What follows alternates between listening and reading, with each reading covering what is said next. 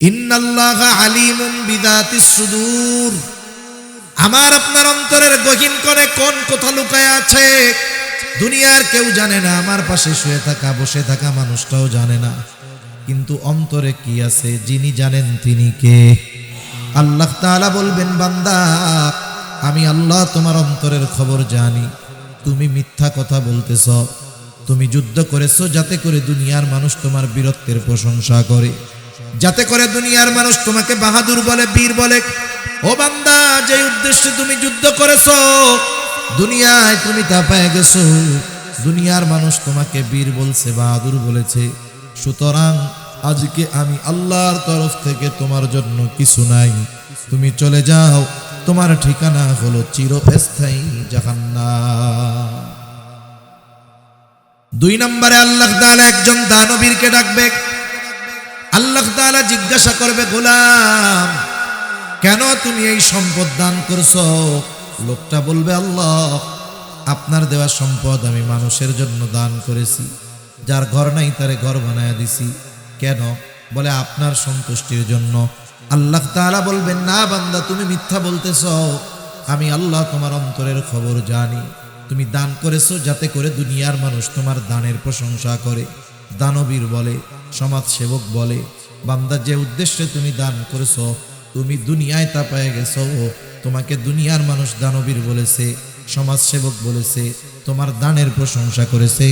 সুতরাং আজকে আমি আল্লাহর তরফ থেকে তোমার জন্য কিছু নাই, তুমি চলে যাও, তোমার ঠিকানা হলো চিরস্থায়ী জাহান্নাম। যখন অবধি বিজ্ঞ উলামায়ে কেরামের জবান থেকে বহুত গুরুত্বপূর্ণ কথা শ্রবণ করবার, আমাকেও আপনাদের খেদমতে কিছু কথা বলবার সুযোগ যে মহান মালিক দান করেছেন, সে মহান মালিককে খুশি করার জন্য মহব্বতের সাথে জবান খুলে অন্তর থেকে আমরা একবার কালিমাতুশ শুকর পাঠ করি, আলহামদুলিল্লাহ। অগণিত দুরূদ ও সালাম সাইয়্যিদুল আম্বিয়া, আশরাফুল আম্বিয়া, খাতামুল আম্বিয়া, ইমামুল মুরসালিন, রহমাতুল লিল আলামিন, মুহাম্মাদুর রাসূলুল্লাহ সাল্লাল্লাহু আলাইহি ওয়াসাল্লামের উপর। সম্মানিত উপস্থিতি, আজকে শাবান মাসের কয় তারিখ বলতে পারেন? শাবান মাসের কয় তারিখ জানা আছে কারো? হ্যাঁ, কেউই জানেন না। আমি তো লজ্জা পেয়ে গেলাম জিজ্ঞাসা করে। শাবান মাসের 20 তারিখ, একজনেরও হয়নি। শাবান মাসের কয় তারিখ? 20 তারিখ। এই যে আপনারা যে জবাবটা পারলেন না, কেউই পারলেন না, এর কারণে এখন আমার কিছু বেশি অতিরিক্ত কিছু কথা বলতে হবে। আমি যা বলতে চাইছিলাম এখন আপনারা না পারার কারণে আমার কথাগুলো বলতে হবে। যখন শাবান মাস প্রবেশ করত, যখন রজব মাস আসতো, হযরত আনাস রাদিয়াল্লাহু তাআলা আনহু থেকে বর্ণিত, রজব মাস আসলেই নবীজি দোয়া শুরু করতেন। কি দোয়া? আল্লাহুম্মা বারিক লানা ফি রজব ওয়া শাবান ওয়া বাল্লিগনা রমাদান। আল্লাহ আমাদেরকে রজব এবং শাবানের বরকত দান করেন, রমজান পর্যন্ত পৌঁছায়া দেন। এরপরে যখন শাবান মাস শুরু হইতো, স্পেশাল ভাবে নবীজির হাদিস, নবীজি বলেন, আহসু হেলালা শাবান আলি রমাদান, যে তোমরা শাবানের চাঁদ গণনা করো তথা শাবানের তারিখ হিসাব রাখো, গণনা করো। কেন? বলে রমজানের প্রস্তুতির জন্য। অথচ দেখেন রমজান মাস আর কয়দিন আছে? হিসাবে 9 দিন বা সর্বোচ্চ 10 দিন। তার মানে বোঝা গেল এই রমজানকে আগমন, স্বাগতম জানানোর কোনো আগ্রহ, ইচ্ছা আমাদের মধ্যে এখনো হয় নাই। একটু মাঝে মধ্যে নিজেদের অবস্থা বিবেচনা করেন। আমরা তো নিজেরা মনে করি যে 92% মুসলমানের দেশ, ফাটায় ফেলাই একবারে, এই করব সেই করব, কিন্তু আসলে আমাদের মধ্যে মুসলমানিত্ব 9%-এরও নাই। ঠিক কিনা বলেন? এটাই বাস্তবতা। আমরা এত গুরুত্বপূর্ণ একটা বিষয় দেখেন, একটা সমাজের যদি সব মানুষ এই তারিখের ব্যাপারে অজ্ঞ থাকে তাহলে এটা বড় আফসোসের ব্যাপার। ইসলামের ভিত্তি কয়টা বলেন তো? জানেন তো নাকি? যদি মনে করেন যে সমস্যা, তাইলে আমি আর কিছু আপনাদের কাছে জানতে চাবো না। যেসব বিষয় আমি জানতে চাচ্ছি বা জিজ্ঞাসা করতেছি, এটা একটা সোজা কথায় বলতে শুনতে খারাপ লাগলেও ল্যাংটা মুসলমানের বাচ্চা, ল্যাংটা পোলাপান ওরও পারার কথা। ইসলামের ভিত্তি কয়টা? জোরে বলেন কয়টা? পাঁচটা। ইসলামের পাঁচটি ভিত্তি, বুনিয়াদ পাঁচটি। এর মধ্যে অন্যতম একটি হলো এই যে সামনে আসতেছে রোজা, রমজান মাস। এই রমজান মাসে আল্লাহ তাআলা রোজা ফরজ করেছেন। বলেন তো, এই যে রোজা যে হবে, এক মাস যে রোজা রাখবো, এটা কি ইংরেজি তারিখের হিসাবে নাকি চন্দ্র তারিখের হিসাবে? এরপরে ইসলামের অন্যতম আরেকটি ভিত্তিমূলক ইবাদত, যেটা হলো হজ। কালিমা, নামাজ, রোজা, হজ, যাকাত, তাই না? হজ, বলেন তো, হজ যে সংগঠিত হয়, এটা কি ইংরেজি তারিখের হিসাবে না আরবি তারিখের হিসাবে? এরপরে যাকাত, অন্যতম একটি বুনিয়াদ, ইসলামের ভিত্তিমূলক ইবাদত। বলেন তো, এই যাকাত যে আমরা দিয়ে থাকি, এটা কি ইংরেজি বছরের হিসাবে না চন্দ্র বছরের হিসাবে? তাহলে এটা আমি শুধু মোস্ট ইম্পর্টেন্ট কয়েকটা বিষয় যেটা চন্দ্র তারিখের সাথে সম্পৃক্ত এটা বললাম। আর অন্যান্য কত নফল ইবাদত আছে না, প্রতি মাসের রোজা আছে চন্দ্র তারিখের সাথে সম্পৃক্ত, আরো অনেক কিছুর বিষয় আছে। অথচ দেখেন, এই তারিখটা প্রত্যেকটা মুসলমানের হিসাব রাখা জরুরি ছিল, অথচ আমাদের কারোরই নাই। এটা আমাদের জন্য বড় দুর্ভাগ্যের। কিন্তু আমরা ঠিকই জানি আজকে পহেলা মার্চ, আমরা ঠিকই জানি আজকে পহেলা মার্চ, এই হিসাব আমাদের আছে। কিন্তু অথচ যেই তারিখটার হিসাব রাখা জরুরি, নবীজি সাল্লাল্লাহু আলাইহি ওয়াসাল্লাম স্পেশালভাবে বললেন যে তোমরা শাবানের চাঁদের হিসাব রাখো, রমজানের জন্য আমরা রাখি নাই। এটা আমাদের জন্য খুব নেগেটিভ এবং ভালো বিষয় নয়। এখন কি করা যেতে পারে? একটা কাজ করা যেতে পারে, কমপক্ষে প্রত্যেকটা মসজিদে, প্রায় জায়গায় আমি দেখেছি নামাজের যেই সূচিগুলো আছে, ডিজিটাল হরেক রকমের লাইটিং, নামাজের সময়সূচি আছে না? আপনাদের মসজিদের মধ্যে আছে কিনা আমার জানা নাই। আছে, অনেকগুলার মধ্যে সময়ও উল্লেখ থাকে, ঘড়িও থাকে, ইংরেজি তারিখও থাকে। আরে এই হিজরি তারিখটা যে কি পাপ করলো, এটা দিতে খুব কষ্ট হয়ে যায়। হিজরি তারিখ কি অপরাধ করছে? অনেক জায়গায় ডিজিটাল ঘড়ির মধ্যে আছে, সব জায়গায় নাই, অনেক জায়গায় আছে। এটা বললে করে দিবে তারা। এখন আসেন, নাই যেহেতু আমরা কি করতে পারি, একটা বোর্ড বানান, হোয়াইট বোর্ড অথবা ব্ল্যাক বোর্ড। ওর মধ্যে একটা ঘরের মধ্যে সন লেখেন, কত হিজরি সন, আর একটার মধ্যে মাস লেখেন, আর নিচে বড় করে তারিখটা লেখেন। প্রত্যেক দিন যদি লিখে দেওয়া হয়, তাহলে কমপক্ষে যারা নামাজি, নামাজে ঢুকবে, মসজিদের বারান্দায় বা গেটের সামনে যদি সাইডে দিয়ে দেওয়া হয়, চোখে পড়বে, তারিখটা কমপক্ষে মনে থাকবে, ঠিক কিনা? এই সিস্টেমটা করেন। আর আরবি তারিখ একটা শেষ হয় সূর্যাস্তের সাথে সাথে, আবার নতুন তারিখের শুরু হয়। মাগরিবের নামাজে গেছে মুসল্লি হোক, ইমাম হোক, মুয়াজ্জিন হোক, মাগরিবের সময় গেল, ঠিক আছে, ওইটা মুছে নতুন তারিখটা লিখে দিল। তাহলে কমপক্ষে যারা মসজিদে আসা যাওয়া করে, এরা আরবি সন, তারিখ, এদের কমপক্ষে মনে থাকবে, ঠিক কিনা? এটা জরুরি একটা বিষয়, এটা আমরা করার চেষ্টা করবো, আল্লাহ তৌফিক দান করেন। তাহলে এই যে রমজান মাস আসতেছে, এটা হলো আমলের মৌসুম। কিসের মৌসুম? আমলের মৌসুম। যেই ব্যক্তি কৃষি কাজ করে, সে যদি চাষের মৌসুমে যথাযথভাবে চাষ করে, সব কিছু যদি যত্ন সহকারে করে, ঠিকঠাকভাবে করে, আল্লাহ তাআলা যদি কোনো মুসিবত না দেন, আল্লাহ তাআলা যদি কোনো বিপদ না দেন, তাহলে আশা করা যায় ওই ব্যক্তি একটা সময় ফসল ঘরে তুলবে এবং ওই ফসল দিয়ে তার আগামী ফসল হওয়া পর্যন্ত, আগামী ফসলের আগ পর্যন্ত সে তার চাহিদা, প্রয়োজন মিটাতে পারবে, ঠিক কিনা বলেন? বাস্তবতা হলো রমজান মাস এমন একটা মাস, আমরা যদি এই রমজানের হক যথাযথভাবে আদায় করতে পারি, তাহলে আশা করা যায় এই রমজান মাসের হক আদায় করে যদি নিজেদেরকে ইবাদতের মধ্যে রাখতে পারি, আশা করা যায় এর প্রভাব আগামী 11 মাসও আমাদের মধ্যে থাকবে ইনশাআল্লাহ। তবে বাস্তবতা হলো আমরা রোজার হক পরিপূর্ণভাবে আদায় করে রাখতে পারি না। কারণ আমরা রোজাও রাখি, গুনাহও করি, রোজাও রাখি, মিথ্যা কথাও বলি, রোজা রাখি, ওজনে কম দেই, রোজা রাখি, মালে ভেজাল করি। এমনি সময় তো এমনি করতাম, এখন রোজার মাসে রোজা রাইখা টুপি মাথায় দিয়া অপরাধগুলো করি, ঠিক কিনা বলে?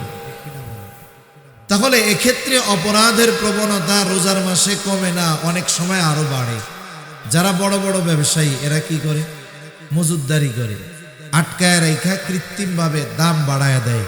এই ধরনের কর্ম করনেওয়ালা লোক আমাদের সমাজে কম বেশি আছে না নাই?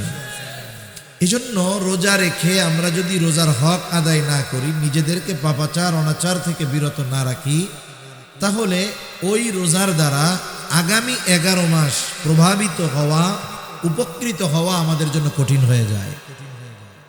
একজন মানুষ যখন রোজা রাখে,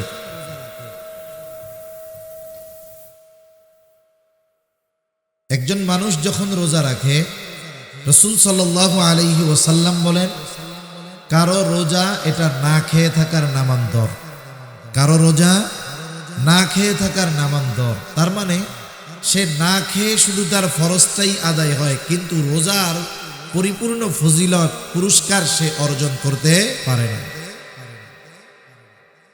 একটা ছেলে পরীক্ষা দিয়েছে, পরীক্ষাতে সে 100-র মধ্যে 33 পাইল। বলেন তো পাস না ফেল? একটু জোরে বলেন না, পাস না ফেল? পাস। আর একজন 100-তে 100 পাইছে, বলেন তো সে পাস না ফেল? সেও পাস। এখন এই দুই ছাত্র এক জায়গায়, একজন জিজ্ঞাসা করছে, তুমি পরীক্ষার ফলাফল কি, পাস করছো না ফেল? বলে পাস করেছি। কত পাইছ?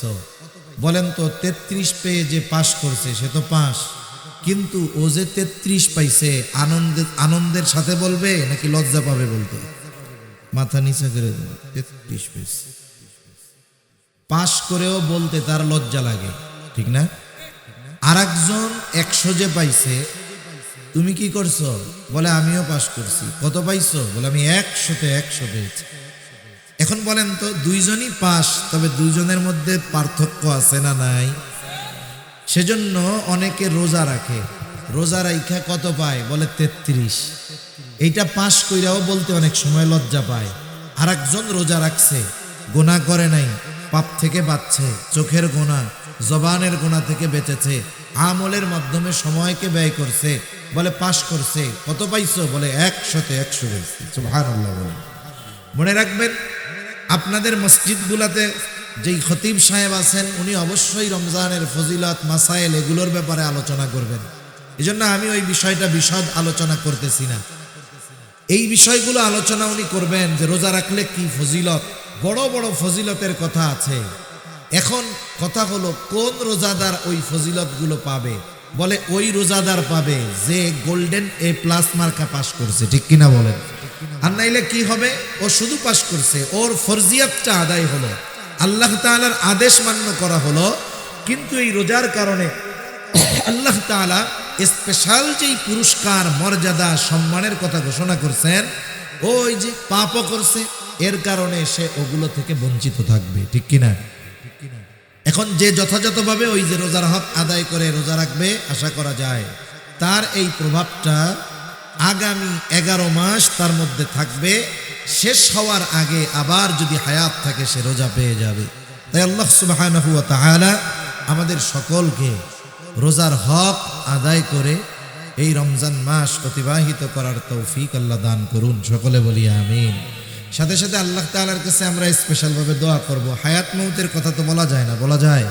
দেখা যাবে এখন আমি এমন একটা স্টেজে আছি যখন আমার অনেক পাপ গুনাহ, এখন আমি এমন একটা অবস্থার মধ্যে আছি, আল্লাহ তাআলার কাছে বলি, আল্লাহ আপনি আমাদের হায়াত রমজান পর্যন্ত পৌঁছায়া দেন, রমজান পর্যন্ত পৌঁছায়া দেন। সাথে সাথে আমরা ডে কাউন্টিং শুরু করব, দিন গণনা শুরু করব, যে আজকে 20 তারিখ, আগামীকাল সন্ধ্যা থেকে 21 তারিখ, এভাবে 29 তারিখ যদি নতুন চাঁদ না উঠে আর একটা তারিখ বাড়বে।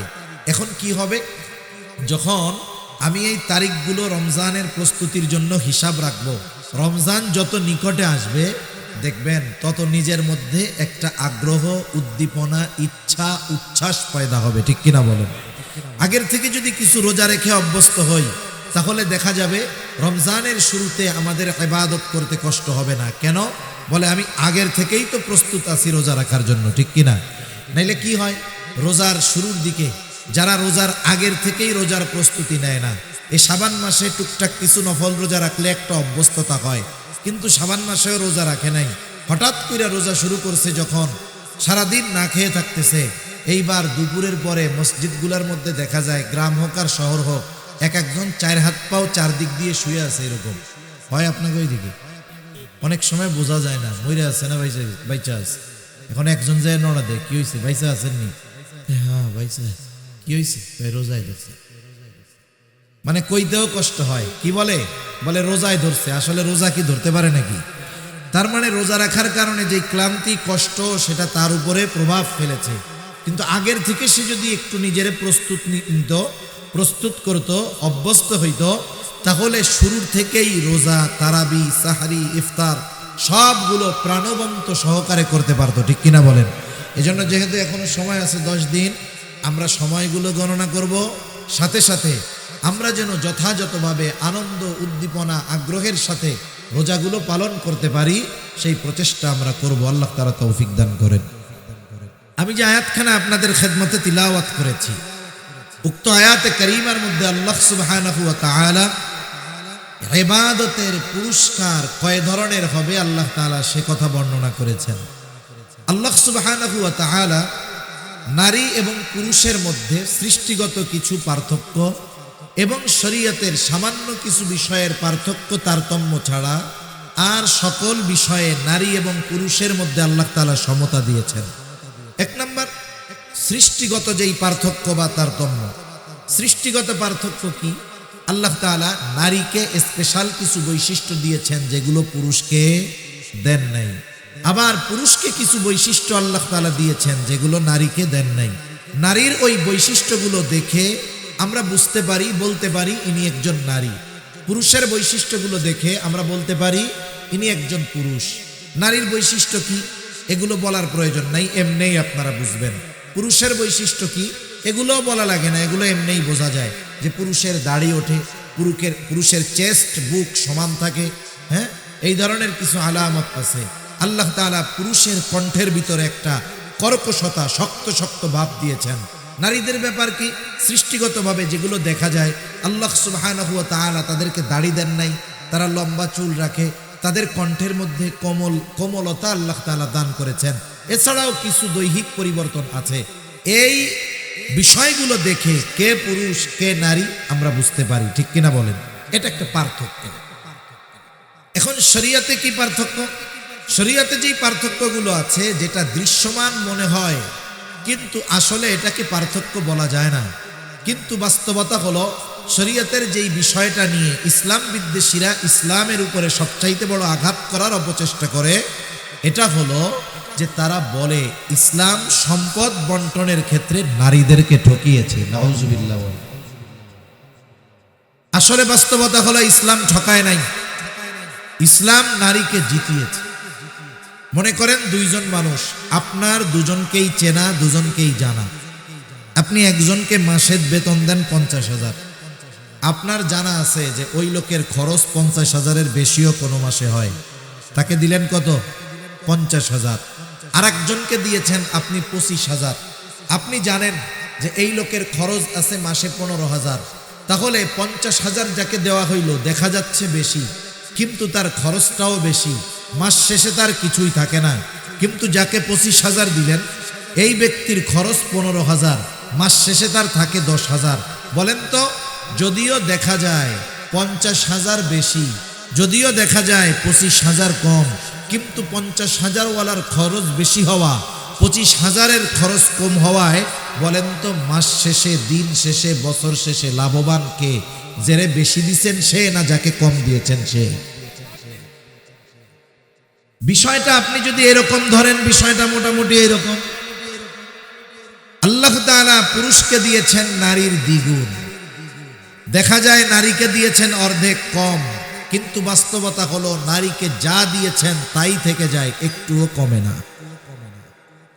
নারী যখন বাবার ঘরে থাকে, নারী যখন কন্যা বাবার ঘরে, এই নারী এই মেয়েটার বিবাহ হওয়ার আগ পর্যন্ত, বিবাহ 15 বছরে হোক, 18 বছরে হোক, 20 বছরে হোক, 25 বছরে হোক, 30 বছরে গিয়াও যদি তার বিবাহ হয়, এই বাবা ওই মেয়ের বিবাহের আগ পর্যন্ত 30 বছরেও যদি বিবাহ হয়, ওই 30 বছর পর্যন্ত ওই মেয়ের খরচ চালাতে বাধ্য।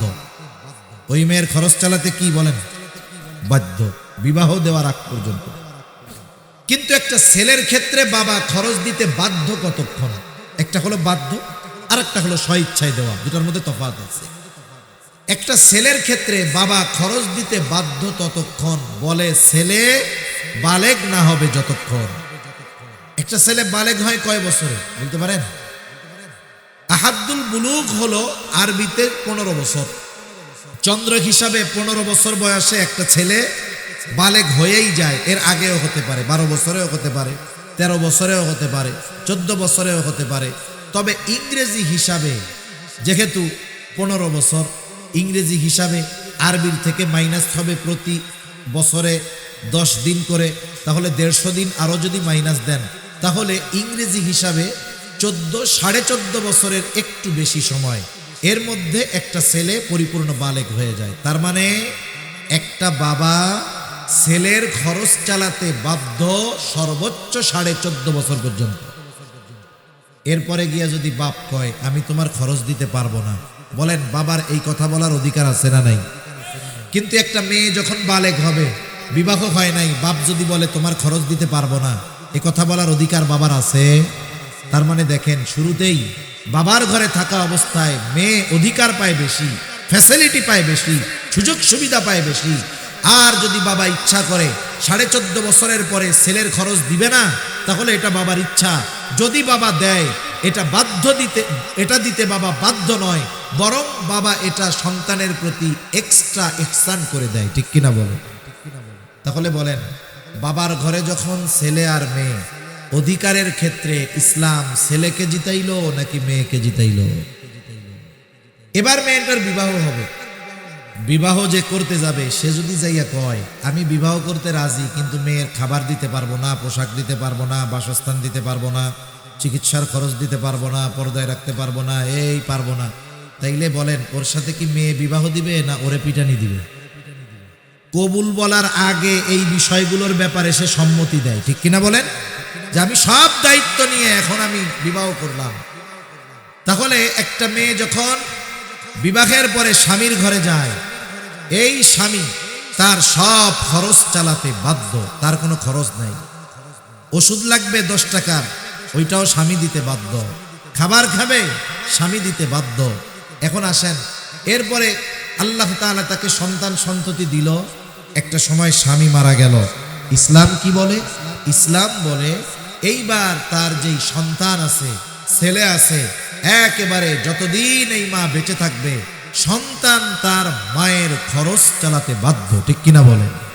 বরং ইসলাম এটাকে চূড়ান্তভাবে সিদ্ধান্ত দিয়ে দিয়েছে আল্লাহ তাআলা, মা বাবার এই খরচ বার্ধক্যকালে তারা চালাবে, সদাচরণ করবে।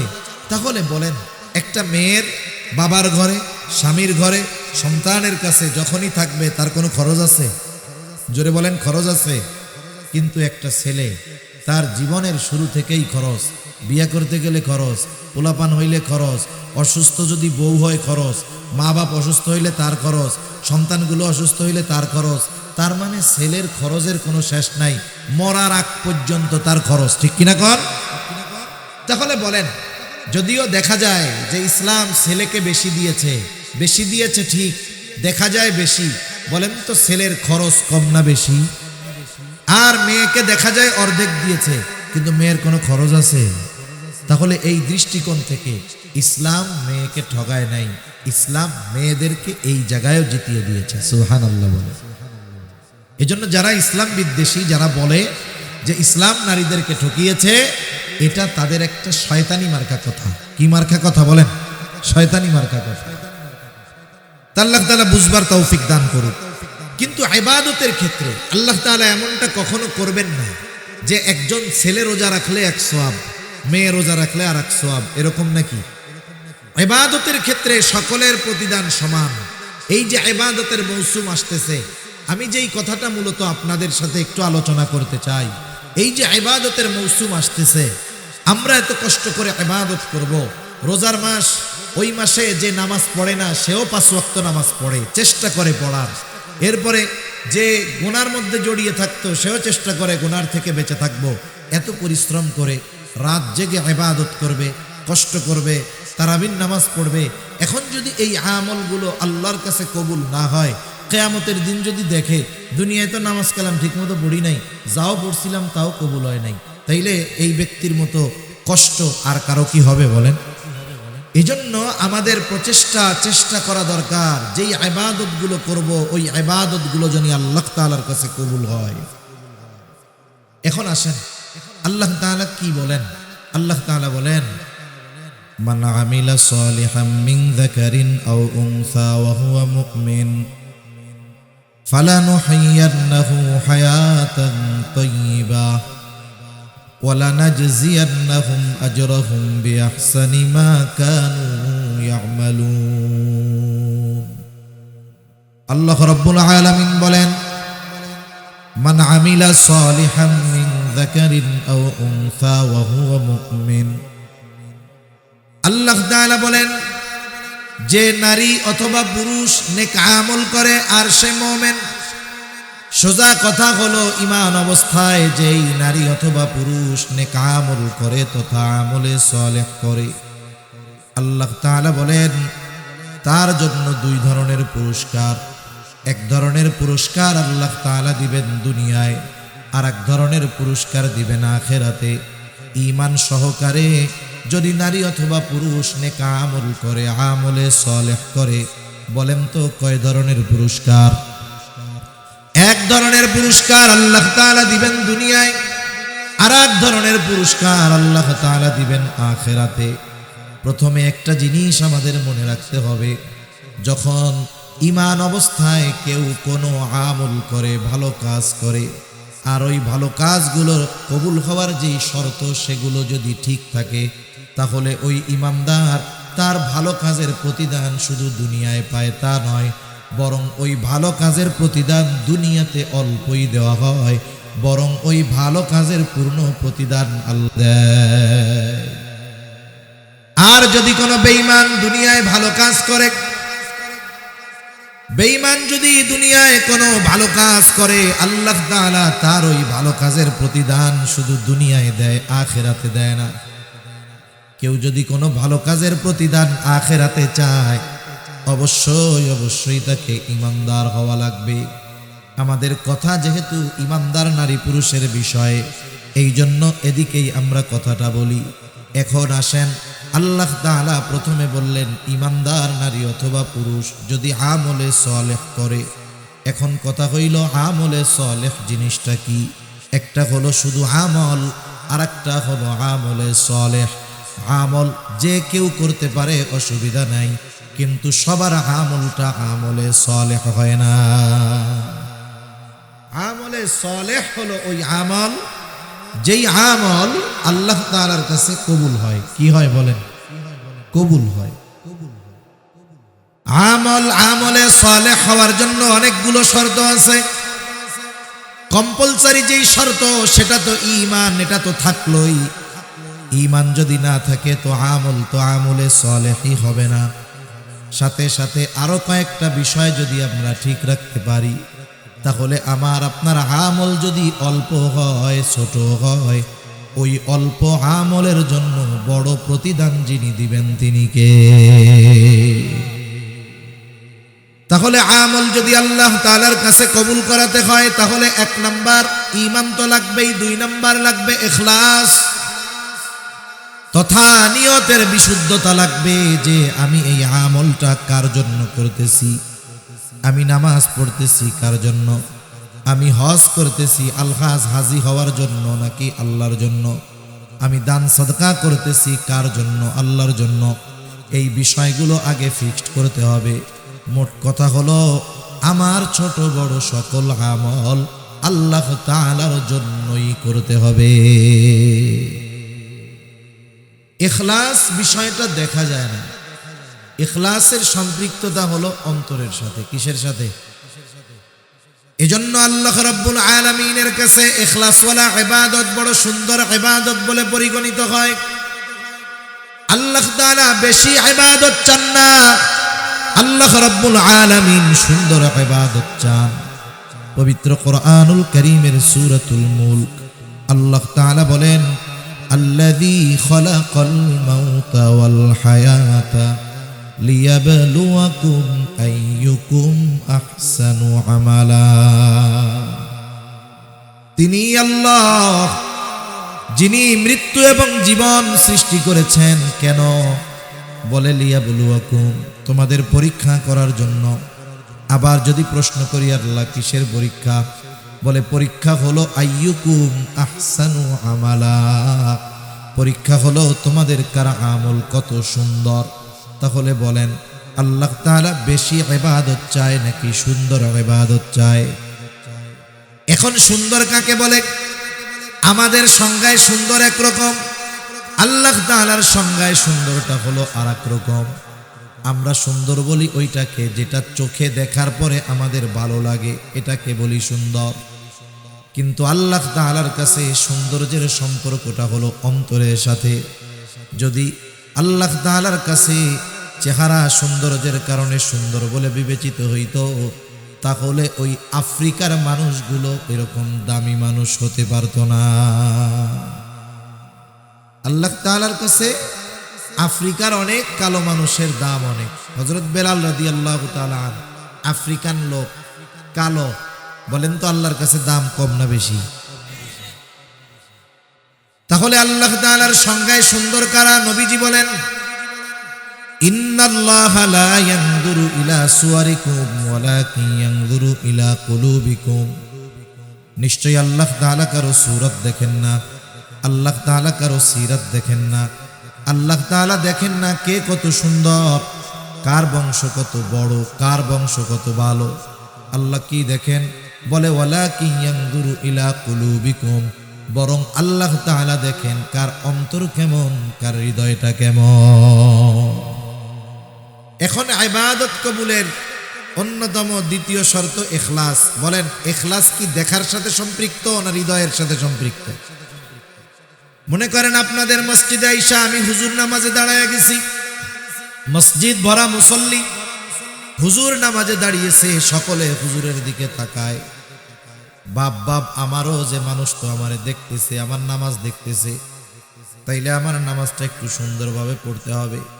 আমি লম্বা কেরাত করলাম, সুন্দরভাবে ধীর স্থিরতার সাথে রুকু করলাম, রুকু হইতে সুন্দর হইয়া দাঁড়াইলাম, এরপরে সুন্দরভাবে সেজদা করলাম, একেবারে এমন ধীর স্থিরতার সাথে নামাজ 2 রাকাত শেষ করলাম। মুসল্লি সব দেইখা বলে কত সুন্দর নামাজ। বলেন তো মুসল্লিদের কাছে নামাজটা সুন্দর, কিন্তু আল্লাহর কাছে সুন্দর নাকি? কেন? বলে এই নামাজ আমি আল্লাহকে দেখানোর জন্য পড়ি নাই, মানুষকে দেখানোর জন্য পড়ছি। এই জন্য আমার আপনার ইবাদত যদি আল্লাহকে দেখানোর জন্য করা হয় তথা আল্লাহর জন্য করা হয়, ওই ইবাদতটা আল্লাহ তাআলার কাছে সুন্দর ইবাদত বলে গণ্য হয়। আর যদি মানুষকে দেখানোর জন্য ইবাদত করা হয়, ওই ইবাদত কিছু কিছু সময় শাস্তির কারণ হবে। প্রসিদ্ধ এক হাদিস আবু হুরায়রা রাদিয়াল্লাহু তাআলা আনহু থেকে বর্ণিত, নবীজি বলেন কিয়ামতের দিন আল্লাহ তাআলা সর্বপ্রথম 3 শ্রেণীর মানুষকে হিসাবের জন্য ডাকবে। 1 নাম্বার, একজন শহীদকে ডাকা হবে। রক্তাক্ত অবস্থায় শহীদ আল্লাহর সামনে হাজির হয়ে যাবে। আল্লাহ তাআলা জিজ্ঞাসা করবে তোমার এই অবস্থা কেন? লোকটা বলবে আল্লাহ, কাফেরদের বিরুদ্ধে জিহাদ করে আমি আমার জীবনকে উৎসর্গ করে দিয়েছি। আল্লাহ জিজ্ঞাসা করবেন কেন জিহাদ করছো, জীবন দিছো? লোকটা বলবে আল্লাহ, আমি যুদ্ধ করেছি আপনার সন্তুষ্টির জন্য। আল্লাহ তাআলা আমার আপনার অন্তরের খবর জানেন কি জানেন না? ইন্নাল্লাহা আলিমুম বিযাতিস সুদূর, আমার আপনার অন্তরের গহীন কোণে কোন কথা লুকায় আছে দুনিয়ার কেউ জানে না, আমার পাশে শুয়ে থাকা বসে থাকা মানুষটাও জানে না, কিন্তু অন্তরে কি আছে যিনি জানেন তিনি কে? আল্লাহ তাআলা বলবেন, বান্দা আমি আল্লাহ তোমার অন্তরের খবর জানি। তুমি মিথ্যা কথা বলতেছ, তুমি যুদ্ধ করেছো যাতে করে দুনিয়ার মানুষ তোমার বীরত্বের প্রশংসা করে, যাতে করে দুনিয়ার মানুষ তোমাকে বাহাদুর বলে, বীর বলে।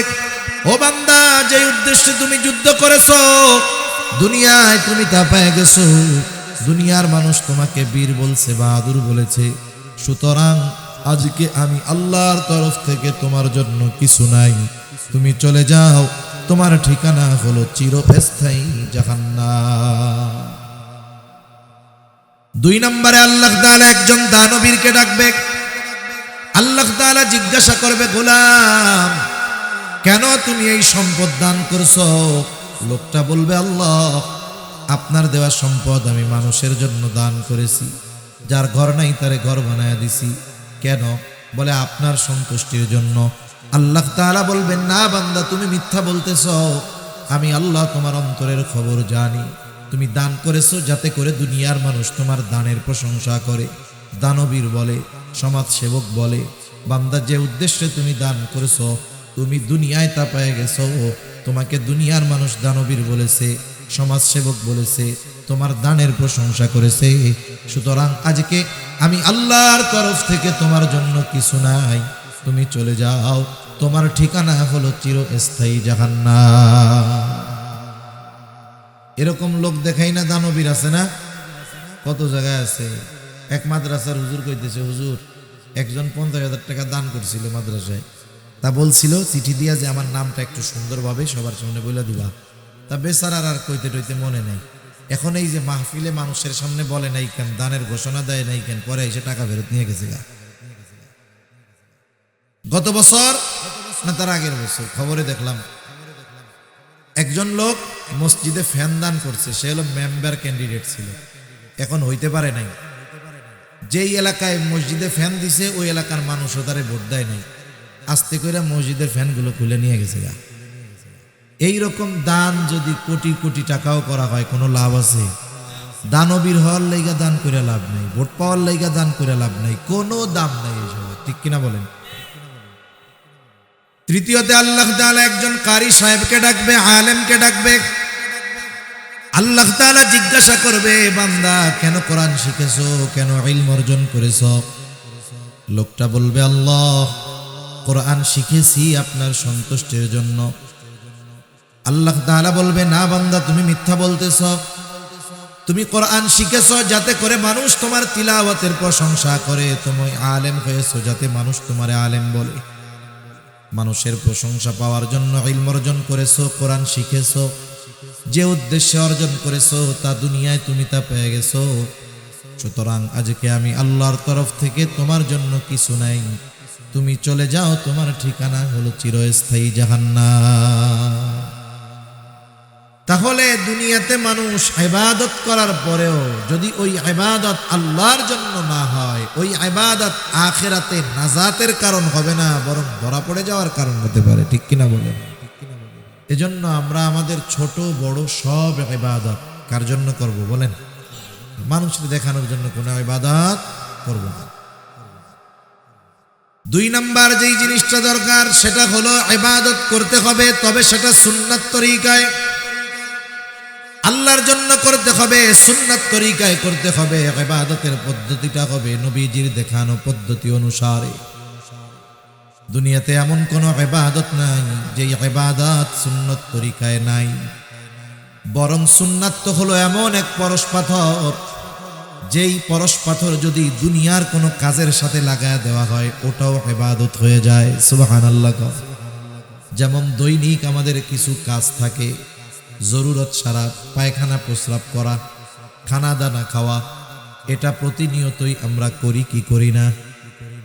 কেউ যদি দৈনিক 10 বার বাথরুম করে সওয়াব হবে নাকি? কোনো দৈনিক যদি 10 বার বাথরুম করতে যায় সওয়াব হবে? যদি একবারও না যায় গুনাহ হবে। গুনাহ হবে না, সওয়াব হবে না, এমন এক কাজ। কিন্তু এই কাজটা যদি নবীজির তরিকায় করে, কার তরিকায়? নবীজির পদ্ধতিতে যদি এই সুন্নাহ এইভাবে যদি কাজটা করে, জরুরতটা যদি সারে, মনে করেন একজন মানুষ ফজরের নামাজের জন্য ঘুম থেকে উঠছে, নামাজে যাবে, বলে আছে হইল আর 20 মিনিট, মসজিদের দিকে রওনা হবে। ইতিমধ্যে জরুরতে চাপ দিছে, লোকটা চিন্তা করতেছে অজু তো করে ফেললাম, আবার জরুরতে চাপ দিল। কিন্তু যদি জরুরত না সারি, যদি নামাজের মধ্যে জরুরতে চাপ দেয়, ফজরের নামাজে এমনিতেই ইমাম একটু কেরাত লম্বা করে, ঠিক না? যখন জরুরতে চাপ দিবে নামাজের মধ্যে, নামাজের একাগ্রতা নষ্ট হবে। আর যখন জরুরতে চাপ দিবে, নামাজে দাঁড়ানো অবস্থায় যদি কষ্ট হয়, ইমাম সাহেব সূরা কাউসার পড়লেও মনে হবে যে বাকারা পড়তেছে। কথা বুঝেন নাই? পড়তেছে ইন্না আতাইনা কাল কাউসার। এখন আমার তো পেটের মধ্যে অবস্থা খারাপ, কি মনে হবে যে কি রে, এই সূরাও দেখি শেষ হয় না। উনি চিন্তা করল, তাহলে আমি জরুরত সেরেই নামাজে যাই, ওযু করছি তাতে কি? জরুরত সেরে যদি নামাজে যাই, নামাজের মধ্যে একাগ্রতা হবে, প্রশান্তির সাথে নামাজটা শেষ করা যাবে। এই নিয়ত করে উনি বাথরুমের জন্য রওনা হইলেন। বাথরুমে ঢোকার আগে প্রথম সুন্নাত হইল মাথাটারে ঢাইকা ঢুকতে হবে। কি ঢাইকা ঢুকবো বলেন? মাথা ঢেকে ঢুকবো। বিজ্ঞান এখন বলে বাথরুমে মাথা ঢেকে ঢুকাটা জরুরি। আর নবীজি ১৫০০ বছর আগে জানায় দিছেন, তোমরা যখন ইস্তেনজায় যাইবা খালি মাথায় নয়, বরং মাথাটা ঢাইকা যাইবা। এই মাথা ঢাকতে হবে টুপি দিয়া হোক আর গামছা রুমাইল দিয়া হোক। বিজ্ঞান বলে কেন ঢাকতে হবে? বলে মাথার চুল আর মাথার যেই চামড়া, এটা বেশ স্পর্শকাতর। স্পর্শকাতর হওয়ার কারণেই দেখবেন যে খুশকি যত সব মাথার মধ্যে হয়, চুল যত ছোট হোক, কিছুদিন সাবান টাবান না দিলে খুশকি হয় কি হয় না? আমরা তো কত ছোট ছোট চুল রাখি, এখন তো আমার হিসাবে বড় হয়ে গেছে। তাই ছোট অবস্থায় শ্যাম্পু কয়েকদিন না করলে মাথার মধ্যে খুশকি হয়ে যায়। কেন? বলে মাথার চামড়া ময়লা টানে বেশি, ব্যাকটেরিয়া টানে বেশি, জীবাণু টানে বেশি। চুলটা ওই রকম জীবাণুর সাথে ওর একটা সম্পর্ক ভালো, এই জন্য ধুলাবালি ময়লা ব্যাকটেরিয়া চুল টানে। এবং এই মাথার স্ক্রিন চামড়া ও ব্যাকটেরিয়াকে খুব কাছে টানে। এই জন্য মাথা ডাইকা যদি যাওয়া হয়, তাহলে ওই জায়গার ব্যাকটেরিয়া বাথরুমের মধ্যে যেগুলো থাকে ওগুলো মাথার সাথে এর কোনো সংযোগ হবে না, বাইচা থাকা যাবে। আচ্ছা দেখেন, চুল ছোট হইলেও খুশকি পড়ে যায় এই জায়গা দিয়া, ময়লা হয়ে যায়। কিন্তু দেখেন তো অনেক মুরব্বীর দাড়ি আছে, জিজ্ঞাসা করেন তো দাড়ির মধ্যে কোনোদিন খুশকি হয়েছে নাকি? দাড়িতে খুশকি হয়, তার মানে এই জায়গার চামড়া আর এই জায়গার চামড়ার মধ্যে কি আছে? তফাৎ আছে। এটা বলতেছে বিজ্ঞান এখন। আর নবীজি ১৫০০ বছর আগে বলছে মাথা ঢাইকা বাথরুমে যাও। আমরা সুন্নাত অনুযায়ী আমল করব। স্পেশাল যদি কোনো ফজিলত থাকে দুনিয়ার, ওইটা এমনিই পাবো, ঠিক কিনা? এরপরে বাথরুমে যখন ঢুকবে, ঢোকার আগে দোয়া পড়বে। আমি বড় বড় সুন্নাতগুলা বলতেছি। বাথরুমে ঢোকার আগে দোয়া পড়বে। অনেকে বোঝে না, বাথরুমের মধ্যে ঢুইকা এরপরে দোয়া পড়া এরপরে বসে না। আগে দোয়া পড়তে হবে, এরপরে ঢুকবে। বাম্পা দিয়ে ঢুকবে, বাথরুমের মধ্যে বসবে, জরুরত সারবে। টিস্যু থাকলে টিস্যু, ঢিলা কুলুক থাকলে ব্যবহার করবে, পরিষ্কার পরিচ্ছন্ন হবে পানি দিয়া। ভেতরে যদি অজুর ব্যবস্থা থাকে অজু করে বের হবে। আর যদি অজুর ব্যবস্থা না থাকে সে বের হয়ে আসবে ডান পা দিয়ে। বের হওয়ার পরে দোয়া পড়বে। এই যে দেখেন জরুরতটা সারলো কেন? বলে নামাজের সুবিধার্থে। কোন পদ্ধতিতে সারছে? বলে সারছে হলো নবীজির তরিকায়। এই কাজটা এমনি করলেই করতে পারত, কিন্তু যখন নবীজির সুন্নাতকে এই কর্মের সাথে লাগায়া দিল, এই কর্মটাও তার আমল নামায় সওয়াব যোগ হওয়ার কারণ হয়ে গেল। যেখানে দুনিয়াবি কাজগুলো যদি নবীর তরিকায় করা হয়, এইটায় সওয়াব পাওয়া যায়। আর ইবাদত অবশ্যই এটা সুন্নাত তরিকায় করতে হবে, ঠিক কিনা বলেন? এজন্য অনেক সময় বলে না যে আমরা সুন্নাত তরিকায় নামাজ পড়বো। এই সুন্নাত তরিকার নামাজ শিখতে হয়। আমরা ওলামায়ে কেরাম, ইমাম সাহেব, এনাদের কাছ থেকে গিয়ে নামাজটা কি করব? শিখবো। যে কোনো ইবাদতের সুন্নাত পদ্ধতি আছে। এত নয়েজ কেন ভাই? মাত্রাতিরিক্ত নয়েজ। আওয়াজও এত মিষ্টি না, কর্কশ। মনিটরের আওয়াজ হবে একবারে সফট নরম, মানে এসে লাগছে। তাহলে যে কোনো ইবাদত এটা করব কোন তরিকায়? বলে সুন্নাত তরিকায়। কি তরিকায়? সুন্নাত তরিকায়। তাহলে ইবাদত কবুলের প্রথম শর্ত, প্রধান শর্ত ঈমান, 2 নাম্বার শর্ত ইখলাস, 3 নাম্বার শর্ত হলো সুন্নাত, 4 নাম্বার শর্ত হলো যেই ইবাদত করবে ওই ইবাদতের মাসলা মাসাইল গুলো জানবে। একজন মানুষ নামাজ পড়বে, বলেন তো নামাজের কিছু জরুরি মাসলা মাসাইল আছে না নাই? এগুলো জানার দরকার।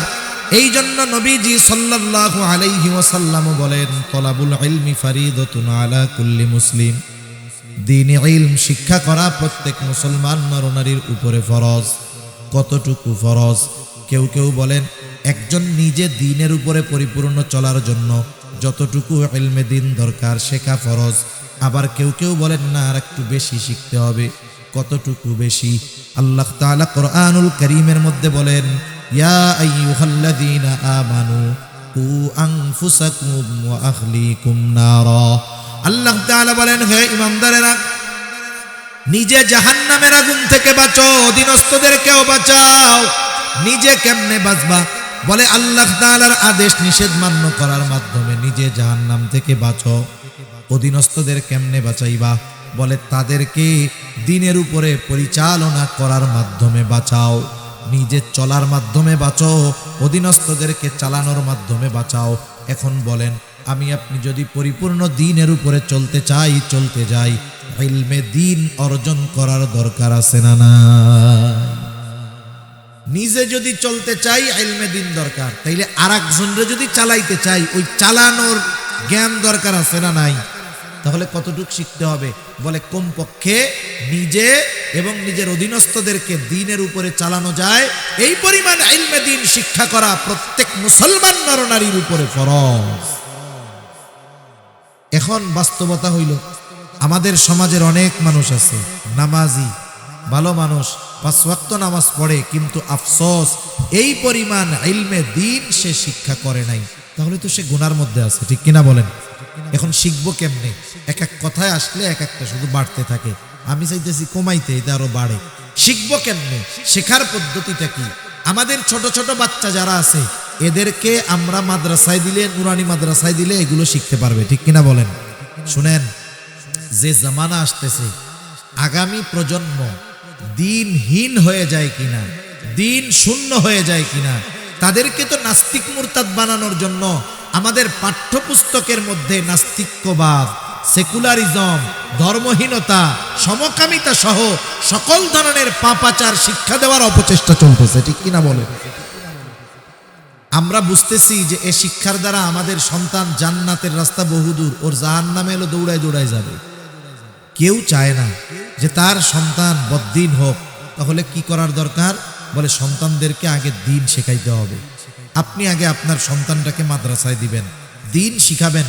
একটা ছেলে যদি নুরানিতে 3, 4 পর্যন্ত পড়ে, আশা করা যায় ওই ছেলেটা জরুরতে দ্বীন তথা দ্বীনের উপরে চলার জন্য যতটুকু জ্ঞান অর্জন করা ফরজ ততটুকু আলহামদুলিল্লাহ সে অর্জন করে ফেলে।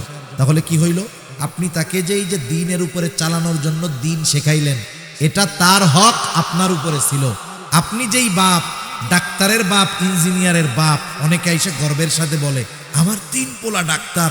আপনি ডাক্তার বানাইছেন, ঠিক আছে, টাকা কামাইবে, অসুবিধা নাই, কিন্তু এই ডাক্তারকে যদি আপনি ওই পরিমাণ দ্বীন শেখানোর ব্যবস্থা না করেন, ওই ডাক্তার যদি কিয়ামতে জাহান্নামে যায়, আপনি বাপরে আগে জাহান্নামে নেওয়ার ব্যবস্থা সে করবে, ঠিক কিনা বলেন?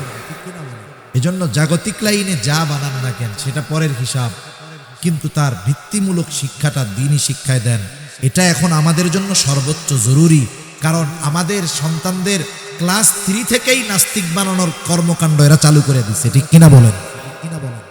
সন্তান আপনার, ভবিষ্যৎ আপনার সন্তানের, চিন্তা করবেন, সিদ্ধান্ত নেবেন, এটাও আপনারা। আমরা শুধু আপনাদের বলে দিতে পারি, আপনাদের সিদ্ধান্ত নিয়ে নেওয়ার ক্ষমতা বা সিদ্ধান্ত দেওয়ার ক্ষমতা আমাদের নেই। আমরা সতর্ক করতে পারি, ঠিক কিনা বলেন? তাহলে দ্বীন ইলম ছোট মানুষদের তো শিক্ষা করবে। এখন আমরা বুড়া মুরব্বী, আমরা কোত্থেকে শিখবো? আপনারা আপনাদের মসজিদের ইমাম সাহেবের সাথে বলেন যে হুজুর, দ্বীন ইলম শিক্ষা করা তো প্রত্যেক মুসলমানের উপরে ফরজ। কোন বিষয়গুলো বা কতটুকু শিক্ষা করা ফরজ আমরা তো জানি না। আপনি দৈনিক আমাদের 1 ঘন্টা সময় দেন, আধা ঘন্টা সময় দেন, যে আমরা জরুরতে দ্বীন তথা যে বিষয়গুলো ফরজ এগুলো আমরা একটু শিখি। আসল কথা হইল, 4 দোকানের টিভি দেখা 5 ঘন্টা কাটাইতে কষ্ট হয় না, কিন্তু ইমাম সাহেবের কাছে গিয়া 1 ঘন্টা দ্বীন শিখতে গেলে জান বাইর হয়ে যায়, ঠিক কিনা বলেন? আপনার আমার সুযোগ আছে, এই জবাবদিহিতা আল্লাহ তাআলার কাছে করতে হবে। এটা বলতে পারবো না যে হুজুর আল্লাহ আমরা শিখি না, এর জন্য মোল্লারা দায়ী। কেন? শেখার জন্য তো নিজের আগ্রহের দরকার। আপনার সময় ছিল, সুযোগ ছিল, চার দোকানে টিভির সামনে বসে আড্ডা দিয়ে গল্প দিয়ে কাটাইছেন। আপনি 1-1.5 ঘন্টা সময় মসজিদে ইমাম সাহেবের কাছে দিতে পারেন নাই, এর জন্য ধরা খাইতে হবে কি হবে না? এজন্য এখন থেকে, আজকে থেকে দৃঢ় প্রতিজ্ঞাবদ্ধ হব। যারা মনে করেন যে আমার জরুরতে দিন, যতটুক দিন শেখা ফরজ জানা নাই, আপনি ইমাম সাহেবের সাথে পরামর্শ করেন, হুজুর কোন কোন বিষয়গুলো শিখতে হবে, একটা একটা করে আমাদেরকে এক একদিন শিখাইয়া দেন। যদি 2-4-6 মাস মেহনত করেন সর্বোচ্চ, মুরব্বী মানুষ জেহেনে ধরবে কম, এই 6টা মাস যদি একটু মেহনত করেন, ইনশাআল্লাহ যতটুকু দিন শেখা ফরজ আপনি শিখে ফেলতে পারবেন। যদি না শিখেন কি হবে? দেখা গেল এই গুরুত্বপূর্ণ ইবাদতগুলো নষ্ট হবে, আপনি টেরও পান না। যেমন একটা বলি, নামাজের ভেতরে বাহিরে 13 ফরজ। কত ফরজ? জোরে বলেন কত ফরজ? বলেন তো, ফরজ ছুইটা গেলে নামাজ থাকবে না যাবে? এখন একজন নামাজির যে ফরজ ছুইটা গেছে, এটা বোঝার জন্য তাকে আগে নামাজের বাহিরে ভিতরের 13 ফরজ জানতে হবে। যদি না জানে, কোন টাইমে যে ফরজ ছুটছে জানেই তো না, এখন ও যতই না জানুক, কিন্তু আর নামাজ তো থাকবে। নামাজের ওয়াজিব 14টা, ওয়াজিব ছুটে গেলে সাহু সিজদা দিতে হয়। সাহু সিজদা না দিলে নামাজ হবে না। এখন যে নামাজের ওয়াজিব 14টা, এটা তো আগে তাকে জানতে হবে। জানলেই না বুঝবে যে আমার ওয়াজিব একটা ছুটছে, এখন সাহু সিজদা দিব। ফরজ ছুটে গেলে নামাজ শেষ, সাহু সিজদা দিলে কাজ হবে না। ওয়াজিব ছুটে গেলে সাহু সিজদা দিতে হবে, দিলে নামাজ হয়ে যাবে, না দিলে হবে না। আবার দেখেন, নামাজ ভঙ্গের কারণ আছে 19টা, ওই 19টা থেকে একটা কারণ পাওয়া গেলে নামাজ ভেঙে যায়। দেখা গেল নামাজ ভঙ্গের কারণগুলো জানা নাই, 19টা থেকে একটা যদি সংগঠিত হয়ে যায়, বলেন তো নামাজ থাকবে না যাবে? তাহলে এই যে নামাজ ভাঙ্গার কারণ 19টা শিখতে হবে, এটাও শেখা ফরজ। নামাজের ওয়াজিবগুলো জানাও ফরজ, নামাজের ফরজগুলো জানাও ফরজ। আবার বলেন তো, ওযু ভঙ্গের কারণ কয়টা? বলে 7টা। এই 7টা থেকে একটা কারণ যদি পাওয়া যায়, নামাজ থাকবে না যাবে? বলেন তো। দুইজন নামাজ পড়তেছে পাশাপাশি, এখন একজন নামাজ শেষ হওয়ার আগে 2টা সাহু সিজদা দিয়া আবার নামাজ যথারীতি শেষ করেছে।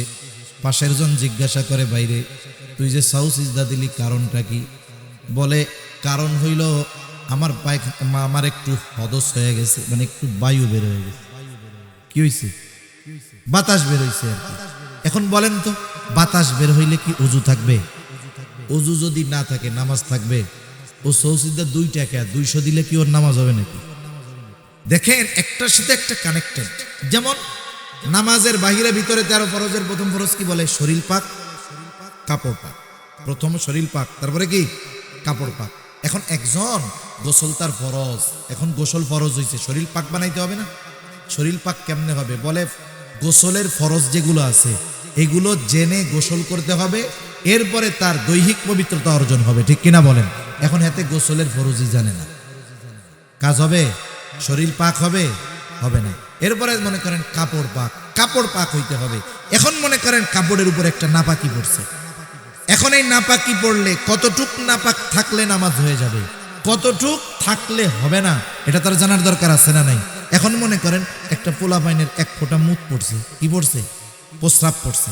এখন প্রস্রাব পড়ছে 1 ফুট, 1 ফুট এমনি জায়গায় যতটুক নিবে।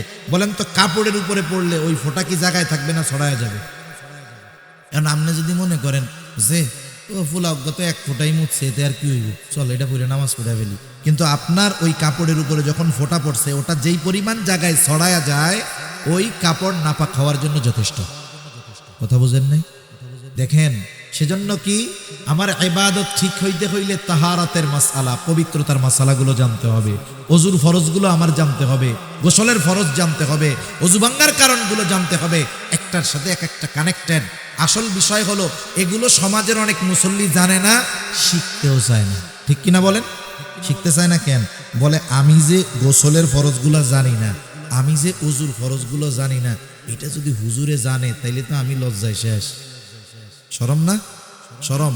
হুজুরের মাঝে মধ্যে গরম কথা কয়, পোলা 3টা বিদেশে থাকে তো গরম কথা কয় হুজুররে। এখন যেই হুজুররে এত গরম কথা কই, সেই হুজুর জানে যদি আমি ওযু ভাঙার কারণ জানি না, তাহলে লজ্জা না? এই যে আপনি লজ্জায় হুজুরের কাছে গেলেন না, শিখলেন না, দুনিয়ায় একটু লজ্জা পাইলেও আখেরাতে ডান্ডা বাড়ি খাওয়া লাগতো না। ঠিক কিনা বলেন? এজন্য এই সব বিষয়ে লজ্জা শরম করা যাবে না, এসব বিষয়ে লজ্জা পাওয়া যাবে না। উলামায়ে কেরামের কাছে গিয়ে, মসজিদের ইমাম সাহেবের কাছে গিয়ে এই বিষয়গুলো প্র্যাকটিক্যাল ভাবে আমাদের শিখতে হবে। শিখবো তো ইনশাআল্লাহ। তাহলে এত কষ্ট করে ইবাদত করলাম, যদি এই বিষয়গুলো না জানার কারণে ইবাদত না হয়, তাহলে এর চাইতে কষ্টের আর কিছু আছে? একজন করে নাই, শাস্তি খাইছে, ভালো কথা। আপনি কইরা কবুল হয় নাই, শাস্তি খাইলেন, তাহলে কষ্ট বেশি লাগবে কি লাগবে না? আমি আপনি জানি না জানি, যদি ফরজ ছুটে যায় নামাজ শেষ। যেমন আগুন জ্বলতেছে, এখন আগুন, একজন হাত দিছে আগুনের মধ্যে, এখন ওই লোকের জানা নাই যে আগুনে হাত দিলে হাত পুড়ে যায়, তার জানা নাই। কিন্তু এই না জানা সত্ত্বেও সে যদি আগুনে হাত দেয়, আগুন কি বলবে নাকি লোকটা তো জানে না, আমি পুড়াই দেই, তাহলে এবারের মতো মাফ করে দেই? মাফ করবে নাকি পুড়াইয়া দিবে? আগুনের পুড়ানো কত কঠিন। আপনি আমি মাসালা জানি না, নামাজ পড়তে দাঁড়াইছি, এ ব্যর্থতা আমার, এ ব্যর্থতা আপনার। উচিত ছিল তো ইবাদতটা করার আগে ইবাদতটা যথাযথভাবে শিখে নেওয়া, ঠিক কিনা? আগে ছিল, আমরা যখন ছোটবেলায় মক্তবে পড়ছি, নামাজের মাসলা মাসাইল সব যাই না, এরপরে নামাজ পড়ছি। এজন্য ছোটবেলায় কি হইতো, আমাদের জীবনে দেখছি যা হায়াতে, যে আমাদেরকে আমাদের মা বাবা ফজরের নামাজের জন্য ডাকতো না কেন? বয়স তো 5 বছর, নামাজ ফরজ হয়েছে নিয়েও না, কিন্তু 5 বছর 6 বছরে মক্তবে না গেলে খবর ছিল। তার মানে আমরা ওই সময় গিয়ে মক্তবে গিয়ে ইবাদত করার পদ্ধতি শিখছি। যখন একটু বড় হয়েছি, ওই যে 7 বছর 8 বছর বয়স হয়েছে, নামাজ তো শিখে গেছি, এখন ফজরের সময় না উঠলি পিটানি। তার মানে আগে শেখার জন্য পিটাইছে, যে আগে শিখবে এরপরেই না পড়বে। যখন শিখে গেছি এর, তাহলে বলেন নামাজ পড়ার আগে নামাজের মাসলা মাসাইল গুলো জানা জরুরি না? তাহলে দেখেন তো আমরা কত মানুষ আছি যে আমাদের এই ইলমগুলো জানা নাই। সেজন্য আমার অনুরোধ, রোজা আসতেছে, রোজা ভাঙ্গার কারণও জানার দরকার, রোজার ফরজগুলো জানা দরকার। আমরা আমাদের ইমাম সাহেব উলামায়ে কেরামের কাছে শিখে পরামর্শ করে শিখবো তো ইনশাআল্লাহ। একটু একটু করে দৈনিক শিখলে বছর শেষে দেখবেন অনেক শেখা হয়ে গেছে। সেজন্য অনুরোধ করব, এই দুনিয়ার লজ্জার চিন্তা বাদ দিয়া আখেরাতে ডান্ডা পিটানির কথা চিন্তা করেন, তাইলে এই লজ্জা আর লজ্জা মনে হবে না। তাহলে ইবাদত কবুলের প্রথম প্রধান গুরুত্বপূর্ণ কম্পালসারি শর্ত হলো ঈমান, 2 নাম্বার ইখলাস, 3 নাম্বার সুন্নাত, 4 নাম্বার যে ইবাদত করবে অবশ্যই সিএনজি চালায়, অন্যের জমিনে কামলা দেয়, সে যদি এই পরিশ্রমটা, এই হালাল কর্মটা হালাল রুজির জন্য করে, হালাল উপার্জনের নিয়তে করে এই হালাল কাজ, তাহলে এটা তার কি হবে বলেন? ইবাদত হবে। কিন্তু আফসোস, আমাদের দেশের মানুষ কেউ যদি সুযোগ পায় হারাম উপার্জনের, ওই হারামের নাম পাল্টাইয়া ওরা খাওয়া শুরু করে। যেমন সমাজে অনেক চাকরি আছে, ওই চাকরি হইলে কয় আলহামদুলিল্লাহ, আমার আর বেতনের টাকায় হাত দেওয়া লাগবে না। নাউজুবিল্লাহ। কেন বেতনের টাকায় হাত দেওয়া লাগবে না কেন? কয় বকশিস টকশিস যা পামো তাতেই তো কাম সারা। সরকারি চাকরি করে বকশিস, এটা ঘুষের নাম দিছে, ঘুষের কয়েকটা নাম আছে, একটা দিছে বকশিস, চা পানের টাকা, স্পিড মানি। এখন আবার কতক লোক এই ঘুষের টাকারে হাদিয়ার নাম দিয়া চালায়। নাউজুবিল্লাহ বলেন। হাদিয়ার ব্যাপারে নবীজি বলেন, হাদিয়া আদান প্রদানে মহব্বত বাড়ে, এটা দেওয়া সুন্নত, নেওয়া সুন্নত। আর এই ঘুষ রে বানাইছে হাদিয়া। নাউজুবিল্লাহ বলেন। বলে কিছু হাদিয়া দিয়েন, কামটা কইরা দিবেন। কোন জায়গায় কি জিনিস ব্যবহার করতে হয় বুঝেন। এটার নাম দিছি স্পিড মানি। আপনি সরকারি অফিসে যাবেন, দেখবেন কামের গতি নাই, যেই টাকা দিবেন বলে ওই টাকায় গতি বেড়ে যায়, এই জন্য এটার নাম কি? স্পিড মানি। নাউজুবিল্লাহ। এই যে টাকাগুলো খাইতেছে, এখন ঘুষ মনে করে খায় না, ও উল্টা মনে করে ওইটা মনে হয় ওর পাওনাটা হক। ঘুষ খায় কি মনে করে? এখন না, হক মনে করে। আল্লাহ ওদের হেদায়েত দান করুক, সকলে বলি আমিন। আর রাশি ওয়াল মুরতাশি ওয়ার রায়েশ, ঘুষখোর, ঘুষ দাতা, ঘুষ গ্রহিতা, ঘুষ দাতা, ঘুষ গ্রহিতা, মধ্যস্থতাকারী, এই 3 জনই সমান অপরাধী। 3 জনই কি বলেন না? সমান অপরাধী। বান্দার হক নষ্ট করে এরা। সেজন্য অনেকে উপার্জনের ক্ষেত্রে হালাল না হারাম যাচাই করে না। সেজন্য আমরা সমাজে দেখি অনেক নামাজি মানুষ ঘুষ খায়, কিন্তু নাম পাল্টায় খায়, মনে করে ওর জন্য বৈধ। এখন বলেন তো, ঘুষ খাওয়া নিঃসন্দেহে হারাম, কেউ যদি এটাকে হালাল মনে করে খায়, তার ঈমান থাকবে নাকি চলে যাবে? সেজন্য সাবধান, আমাদের উপার্জনটা আমরা হালাল করব। আবার দেখেন, অনেকে কর্ম করে হারাম, কিন্তু উপার্জন পরিশ্রমের উপার্জন। একজন এক জায়গায় কাজ করে, এক রেস্টুরেন্টে কাজ করে, কথার কথা, ওই জায়গায় তাকে শুধু মানুষকে পানি দিতে হয় না, লাল পানিও দেওয়া লাগে। লাল পানি ছিলেন তো, মদ পরিবেশন করতে হয়, এর বিনিময়ে মাস শেষে সে বেতন পায়। এখন নবীজি বলতেছেন, যারা মদের সাথে সম্পৃক্ত 10 শ্রেণীর মানুষ, এরা সব আল্লাহর লানত প্রাপ্ত। এর মধ্যে এক শ্রেণীর মানুষ কারা কারা বলে যে মদ পরিবেশন করে। এখন বলেন, যে ওই রেস্টুরেন্টে চাকরি করে, যেখানে মদ দেওয়া লাগে মানুষরে, তার এই কর্মটা হালাল না হারাম? তাহলে তার কর্ম হালাল হতে হবে, উপার্জনও হালাল হতে হবে। অনেকের কর্ম হালাল, কিন্তু উপার্জনের মাধ্যমটাকে বানায় ফেলছে সে হারাম। সে বেতন পাইতো কর্মের কারণে, ঠিক আছে, অসুবিধা নাই, কিন্তু ওই যে আলাদা ইনকাম করা শুরু করছে, ওইটা কি হইল বলেন? হারাম। তাহলে শর্ত দুইটা, কর্ম হালাল, বিনিময়টাও কি হইতে হবে? হালাল। এই হালাল উপার্জনের নিয়তে যে হালাল কর্ম করবে, তাহলে এই কর্মটাও তার আমাল নামায় ইবাদত বলে যোগ হবে, সুবহানাল্লাহ বলে। এরপরে খাবারটা হতে হবে হালাল। যে কথা বলতেছিলাম, যে অনেকে উপার্জনের ক্ষেত্রে কোনো টেনশন নাই, যা পাইছে তাই নাই, কিন্তু খাবার হালালের ব্যাপারে সচেষ্ট সতর্ক থাকে। বাজারে গিয়া গোশত কেনার আগে কসাইরে জিজ্ঞাসা করে, বিসমিল্লাহ কইয়া গরু জবাই দিছস? মানে আল্লাহর নাম কইয়া কি গরু জবাই দিছিলি? যদি আল্লাহর নাম সাইডা ইচ্ছা কইরা বাদ দিয়ে, আল্লাহর নাম বাদ দিয়ে গরু জবাই দেয়, ওই গরুর গোশত তো আর হালাল থাকবে না। থাকবে? কত সচেষ্ট। পকেটের মধ্যে টাকা পয়সা ঠিকই, ঘুষের দোকানে যায় কসাইরে জিজ্ঞাসা করে যে বিসমিল্লাহ কইয়া গরু জবাই দিছিলি নাকি? এরকম লোক আমাদের সমাজে আছে। কসাইও তো চালাক কম না। কসাই কি বলে এই ভুল আমি করি না, নামাজ কালাম পড়ি না, এটা আমার পাপ, আল্লাহ চাইলে মাফ করে দিবে।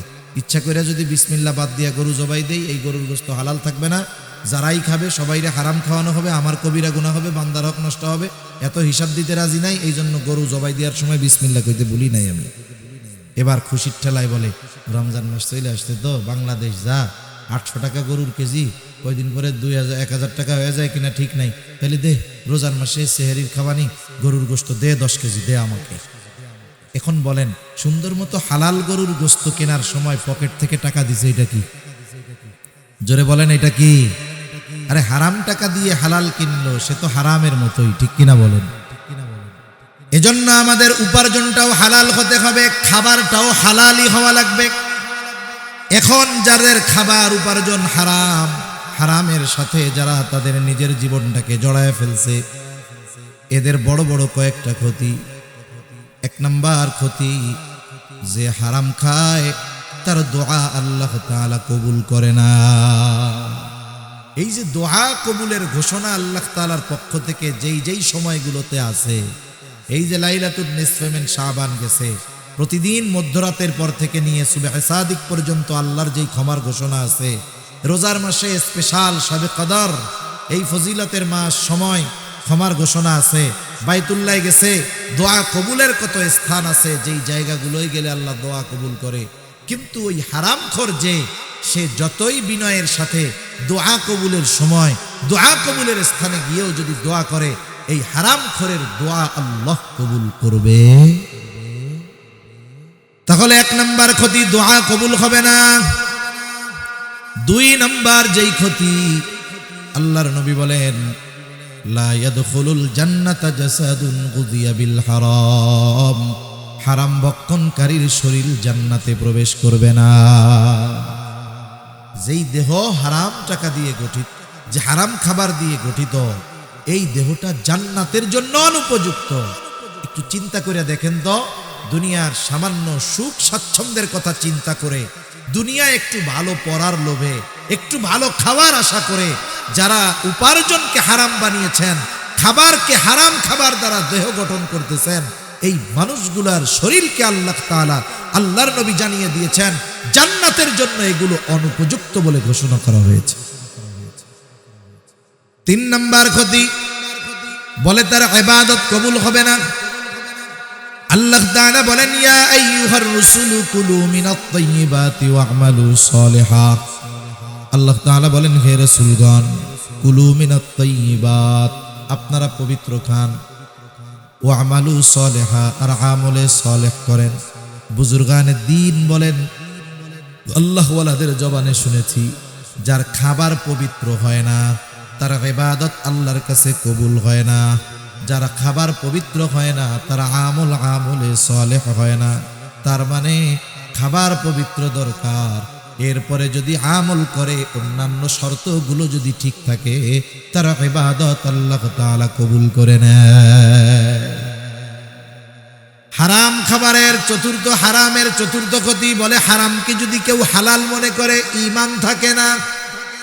কেউ যদি হারামকে হালাল মনে করে ঈমান থাকবে? আল্লাহ যেটাকে হারাম বলেছে সে যদি সেটাকে হালাল মনে করে, বৈধ মনে করে, ঈমান থাকবে না। এ দুনিয়ায় কত মানুষ আছে হারাম খাইয়াও আলহামদুলিল্লাহ কয়, সুদের টাকা খেয়ে আলহামদুলিল্লাহ বলে। বলেন তো কেউ যদি বিসমিল্লাহ বলে ঠাট্টা মস্করা করতেছে, বিসমিল্লাহ কইয়া মদ খায়, ওর ঈমান থাকবে না যাবে? কেউ যদি এমনে মদ খায় কবিরা গুনাহ হবে, কিন্তু যদি সে মদকে বৈধ হালাল মনে করে কিন্তু মদ খায় না, তার ঈমান চলে যাবে। বিসমিল্লাহ বলে খাইছে, শেষ। খাইয়া আলহামদুলিল্লাহ কইছে, শেষ। এজন্য বুঝতে হবে যে কত সতর্ক সচেষ্ট থাকার দরকার আমাদের। হারামকে হালাল মনে করলে ঈমান থাকবে না। আমাদের সমাজে কত মানুষ সুদের টাকায় ফ্যামিলি চলে, কত সুন্দর খায় আর কয় আলহামদুলিল্লাহ। আছে না নাই? চাকরি করতো, সরকারি চাকরি, 20,000 25,000 30,000 টাকা বেতন পায়। তখন চাকরিকালীন সময় ভালো চলে নাই, এখন চাকরি নাই, খুব শান্তিতে আছে। এখন জিজ্ঞাসা করে কেমন চলে এখন? আগে তো চাকরি ছিল, এখন তো চাকরি নাই। কয় আগের চাইতে আরো ভালো চলে। কেমনে চলে? কয় 1 কোটি টাকা পাইছিলাম, এক জায়গায় রাখছি, আমার মাসে মাসে 1 লাখ দেয়, আলহামদুলিল্লাহ খুব ভালো চলতেছে। এখন বলেন তো এই সুদের টাকা, স্পষ্ট সুদের টাকা খায়া যদি কেউ আলহামদুলিল্লাহ বলে, অবস্থা টাইট না? এজন্য সতর্ক সচেষ্ট থাকার দরকার। হযরত চলে আসছে, আমার আলোচনা শেষ। দেখেন এখন এই শর্তগুলো ঠিক থাকলে মুমিন নারী পুরুষ যেই হোক তার ইবাদত কবুল করবেন কে? ইবাদত যদি কবুল হয় তাহলে কয় ধরনের পুরস্কার? বলে 2 ধরনের। এক ধরনের পুরস্কার দুনিয়ায় কি দিবে? বলে ফালা নুহইয়ান্নাহু হায়াতান তাইয়্যিবা, দুনিয়ায় আল্লাহ তাআলা তাকে পবিত্র এক জিন্দেগি দান করবে। আখিরাতে কি দিবে? বলে ওয়ালা নাজসিয়ান্নাহুম আজরাহুম বিআহসানি মা কানু ইয়ামালুন, আর আখিরাতে আল্লাহ তাআলা তাকে কি দিবে? বলে দুনিয়ায় যেই পরিমাণ আমল করছে তার চাইতে বহুগুণ প্রতিদান আল্লাহ তাআলা তাকে দিবে। এজন্য সম্মানিত সুধী, আমলের মৌসুম, ইবাদতের মৌসুম চলে আসছে। আমরা এই শর্তগুলোকে ঠিক রেখে আমরা আমাদের ইবাদতগুলো করব তো ইনশাআল্লাহ, তাহলে দুনিয়ায় উত্তম প্রতিদান, আখিরাতে উত্তম প্রতিদান। আল্লাহ সুবহানাহু ওয়া তাআলা আমাদের সবাইকে কথাগুলো বুঝবার, আমলের কথাগুলো আমল করবার তৌফিক দান করুন। সকলে বলি আমিন।